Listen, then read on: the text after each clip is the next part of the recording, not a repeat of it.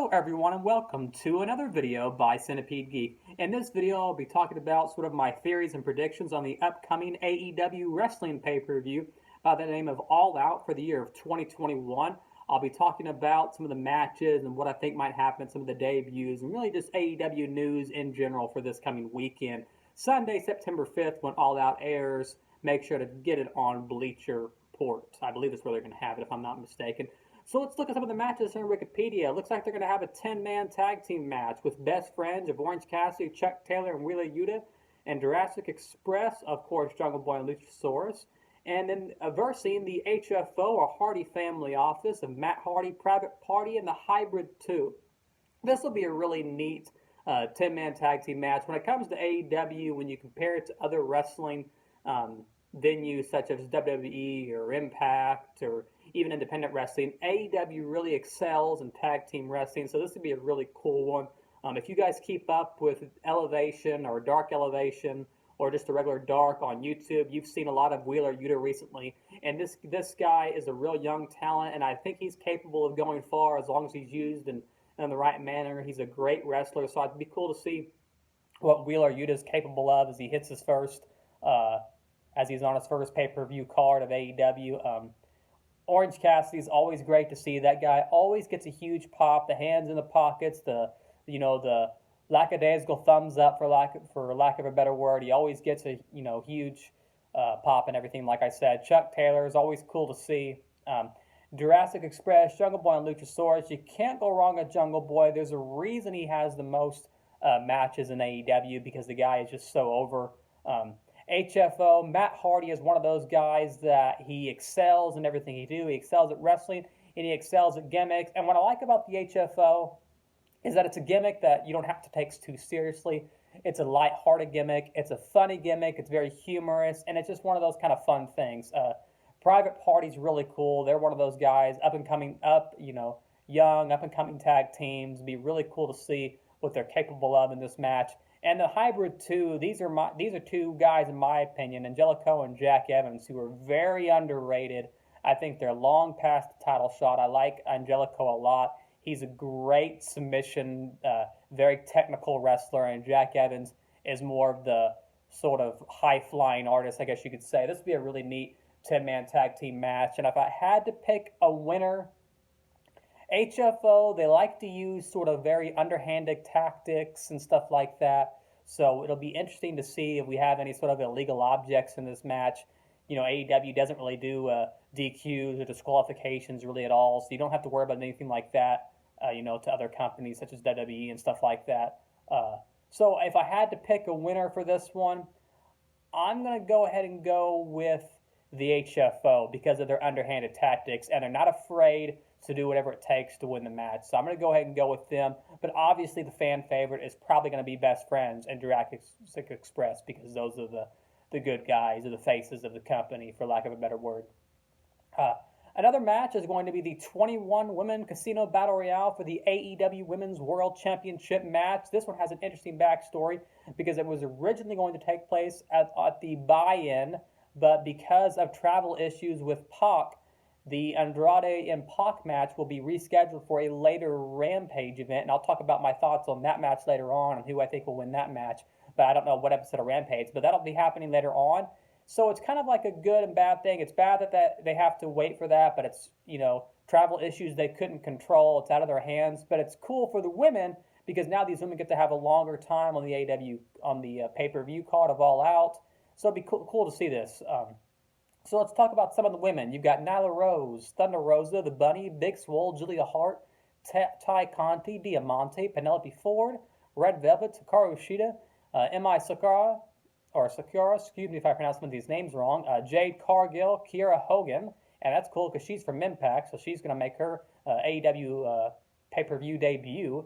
Abaddon, Layla Hirsch, Killian King, Rebel, Jamie Hayter, Anna Jay, Riho, and then one woman that's to be discussed or to be determined. With the cool thing about these battle royales when it comes to men or women in AEW is they normally use these battle royales to debut a wrestler or introduce someone that we're not used to seeing. This is originally where Brian Cage made his debut, so I'm interested to see who is going. That was in the men's battle Casino Battle Royale, I believe, a while back. So it'll be interesting to see who makes their debut, whether it's someone we know from an independent company, whether it's someone we've seen a couple of times. It'll be interesting to see who that 21st spot is in this 21 women Casino Battle Royale. It'll be interesting to see who goes up against Britt Baker. Britt Baker is one of those women that's so over with the company right now that it's really going to be hard, no matter who wins this, to take her off that pedestal and to beat her in a one-on-one singles title match. If I had to pick a wrestler to come out on top, watching Dark and Dark Elevation and stuff like that, and watching the weekly Rampage and Dynamite stuff on AEW Network, I would probably have to go with maybe Ty Conti. I think she's a fan favorite. I think she could go a long way. I'm always biased and partial towards Nyla Rose. She's always one of my favorites, but she's already won that title a while back, so I don't think she would get it. But if she did win this, I definitely wouldn't be offended. Like I said, if I had to pick, I think that Ty Conti could really go a long way. So I'm going to go ahead and pick 3 out of the 21 that I think could win. It'll be Ty Conti, Jade Cargill. I really like the way Jade Cargill's been booked recently in her squash matches and stuff. So I'd like to see where Cargill can go in this. And I think it would be really neat if Kiera Hogan won. Kiera Hogan's coming from Impact and then making her AEW pay-per-view debut to come out on top of that Battle Royale would be really neat. But I think I'm still going to go with Ty Conti. I think she really might have the most to benefit from this match. But overall, I think any one of them would be fine. Thunder Rosa is another fan favorite that people like. So this will be a really cool, neat match to see who can go up against Britt Baker. But like I said, no matter who wins out of these 21 women, you've got a ways to go with that match at Britt Baker because she's so over right now. I just don't see AEW taking the title off her anytime soon. A singles match will also feature another one is Jon Moxley versus Satoshi Kojima. And forgive me if I pronounced that name wrong. We've seen Kojima on Impact recently. We've seen him on AEW recently. So it'll be really cool to see a Japan veteran from All Japan and the New Japan Pro Wrestling go up against Jon Moxley. If I had to pick someone to win this one, I'm going to go ahead and go with Moxley because he's the younger talent. He's the home venue AEW talent, where Satoshi's coming from, I guess you could say, enemy territory. While he has more experience, he is also the veteran. I just see I see it being a really nice back and forth match, and I see Moxley taking the win away for that one. Our next singles match is going to be Paul White versus QT Marshall, and obviously he'll have the factory with him of Aaron Solo and Nick Camarado. Obviously, this is Paul White, his debut as far as AEW wrestling. This is his debut match. I don't think they're going to make him lose in his debut. If he did lose his debut, it'd definitely be a big deal. QT Marshall is one of those wrestlers that he's a veteran. He's a trainer. He's another one of those wrestlers that's highly underrated. A lot of people overlook him in AEW. This would be a really neat match. I think QT Marshall is a great talker on the mic. It'll be nice to see Paul White, what he can do in the ring. That choke slam he did on Aaron Solo, I believe it was just a couple weeks ago in AEW, was a nice choke slam. He lifted his hands up, slammed in, got him up real high. Aaron Solo was able to play into that, being a smaller guy, so it was done real well. I liked that a lot. I definitely think Paul White, though, is going to take away the win. I don't see QT Marshall getting out of this one. But the interesting thing is he'll obviously have the factory with him, so he's going to have those underhanded tactics similar to what HFO or Hardy Family Office likes to do. The fifth match that Wikipedia lists is a singles match of Chris Jericho and MJF, and this one has an interesting stipulation. If Jericho loses, he must retire from in-ring competition. So his career, his livelihood, his money, everything he knows as far as the storyline is concerned, he's going to, he'll lose it all. He won't be able to compete anymore. So MJF has always got the win over Jericho. He's beaten him a couple of times. He won in that 5 Labors of Jericho, that last match. So I think Jericho will win this one to sort of have, I guess you could say, some revenge or some justice or some retribution on MJF, the wrestler. Definitely think Jericho is going to walk away as the winner. I don't see him retiring anytime soon, at least not for the next couple of years. He's in his 50s, but Jericho can still go like it's no one's business. He's still got it, as they like to say, a chance they like to say for some of those older wrestlers like Sting and, Now CM Punk coming back, he's even still got a chance, and the guy hasn't even gotten in the ring yet. So it's just really cool hearing and seeing that kind of thing.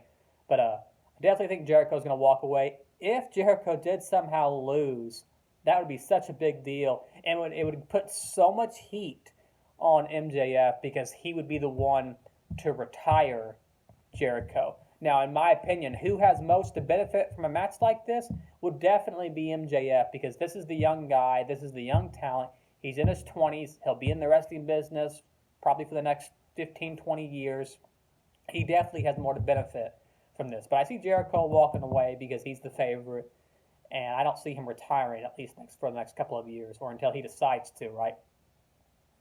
Another match they're going to have will be a singles match for the AEW TNT Championship. It'll be Miro, the champion, versus Eddie Kingston. This one's an interesting light because Miro is the one that called out Eddie Kingston, the Mad King. Miro called him out instead of what they have been doing, other people trying to call Miro out. Miro called him out.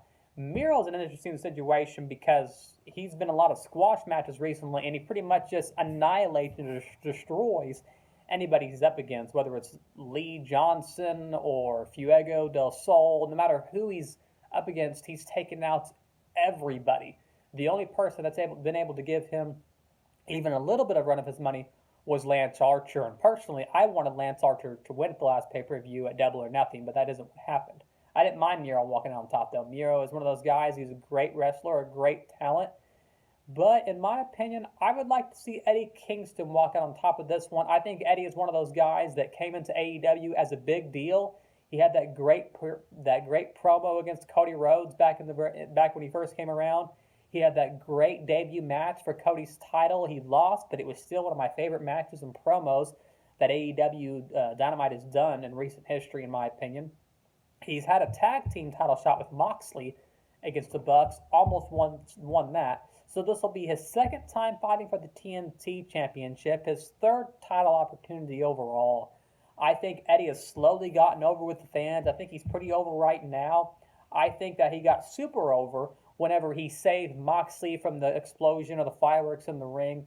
So I think Eddie could really walk away with this one. He would be, I guess you could say, the dark horse of the match. He could be I guess you could say the underdog. And it would be really cool to see Eddie Kingston walk away with that title. Because Miro's just, like I said, he's just destroying everyone. So it'd be nice to see a little surprise Eddie Kingston win. And I think that would really push him over the top if he won that. This is going to be a really great one. It's a steel cage match for the AEW World Tag Team Championship. You got the Young Bucks, obviously Matt Jackson and Nick Jackson. And then they'll have all their goons with them, or will they? It's a steel cage match, so I don't know if their goons are going to be able to do anything or not. I guess we'll see. And then, of course, the Lucha Brothers, Penta El Zero Miro, and then Rey Fenix of the Lucha Brothers. And this will be a really fun one. These guys have a lot of history. Last time they fought was for the AAA title out of Mexico, and it was at an All Out event, I believe, just about maybe 2 years ago, if I'm not mistaken, in Chicago, Illinois. I actually was able to go to that event live myself. Me and my wife were able to find tickets on PayPal. It was a great time. Anyways, this will be the second time they fought at a big pay-per-view in a steel cage. So the last one was a ladder match. Lucha Brothers, like I said, they won last time, and in my opinion, they're my pick to win this time too. The Young Bucks they're still very over right now, but they're a different Young Bucks than we know. They're a different Young Bucks than we seen 2 years ago. They're very heel, and then in my opinion, they're very cheesy. They're very corny, and to be honest, that's how I see all of the Young Bucks. That's how I see Omega right now, Brandon Cutler, Don Callis, and all the goons, the Good Brothers, except I'm a little biased towards the Good Brothers because I do like them a lot. But I like the Young Bucks too, don't get me wrong, but I think they're kind of very cheesy and corny right now. But that's kind of the point, right? At least I think that's the point. As Christian Cage would say, a corny piece of crap, right? But I'd like to see the Lucha Brothers walk out on top of this one. It'd be really neat. But I don't know how many title changes we're going to see. It'll definitely be a close match. I know that. The steel cage, their steel cage matches are different than WWE, at least in recent history they have been. But, for example, Wardlow and Cody, you can't escape out of the cage. You have to pin or submit in the middle of the ring, whereas WWE, you are able to escape. So their steel cage stipulations or rules are normally a little different. There's a lot of matches, right? Let's see. The next singles match is for the AEW Women's World Championship. It'll be Dr. Britt Baker, DMD, obviously Rebel by her side. She's the champion versus Chris Statlander, our alien character, or alien wrestler of AEW.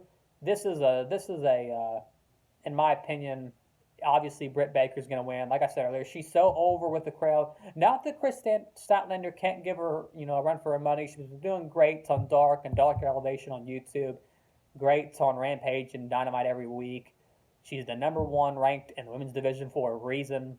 But I still see Britt Baker walking away. Statlander will get close. I think she'll get very close. But I still think Britt Baker will. It's going to be a long time till Baker's dethroned, in my opinion. Next is a regular singles match. This will be a really interesting one.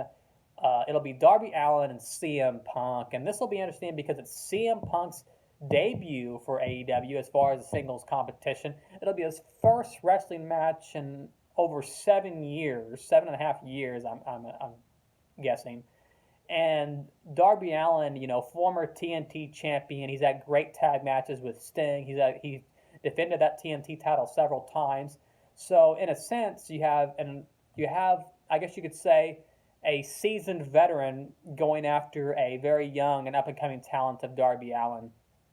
This is one of those ones that CM Punk is the favorite. I don't think they would let CM Punk lose in his debut match. It's because he is so over right now. It's crazy. The guy's been over for years, and he hasn't even wrestled in such a long time. But my opinion, though, is don't count Darby Allin out. CM Punk is so over right now. People are thinking, at least I'm thinking, the guy can't lose. He's not going to lose. They're not going to let the guy lose his debut match. But then you have to think, this is AEW. What if he did lose his debut match? And what if what if they went somewhere in story with it and they had a rematch later on down the road or something? That's the way AEW thinks. Unlike other companies, they have what I call these long-term storylines that last several months where they build these wrestlers and they build these characters up. So I think they're both in an interesting situation. You got the young guy, Darby Allin, going against the seasoned veteran of CM Punk. I'm going to have to go with CM Punk on this one. I think most people will.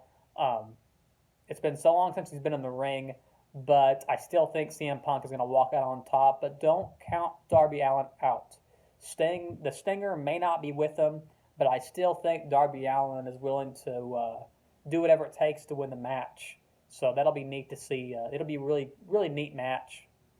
And I'm guessing that match will be very later on the card, probably close to the main event because it's just such a big match, in my opinion. And the main events, of course, will be a singles match for the AEW World Championship of Kenny Omega, obviously the champion, versus Christian Cage. And obviously, people's favorite. They think he's the best bout wrestler of the world. They think he's the greatest thing they've ever seen. He hits that one-winged angel, or Don Callis likes to say, he says it 3 or 4 times. No one's ever kicked out of it, and once he hits that one-winged angel, once he starts hitting those 3 or 4 Snapdragon suplexes and a couple of V-triggers, that's probably going to be it for Cage. This is one of those ones, at least that's what most people think. This is one of those ones where I think it would be neat if Christian Cage somehow, some way, some miracle came and he was able to take home that title, because that's exactly what happened a couple of weeks ago on AEW Rampage on the debut episode, if I'm not mistaken, when he took home the Impact World Championship. Never expected it. They were able to protect Omega by having Omega hit his head, hit off the chair, and then Cage was able to pin him, get the 1, 2, 3. Cage took home the title. So that was really cool to see that happen. Omega is no longer undefeated, right? So that was neat seeing that happen. But I do think Omega's going to win. He's got all the carnies with him. He's got Don Callis. He's got the Good Brothers. He's got the Young Bucks. He's got Cutler. He's got all these people. He's got I forget what the guy's name is, but he's got the guy that wears the headset, and that whole thing. He used to put oil over his body and wear underwear in the middle of the ring. Anyways, he's got him with him. So Nakamura, something like that, I believe is his name. Anyways, or Nagasaki, something like that. You can correct me if I'm wrong in the comments below.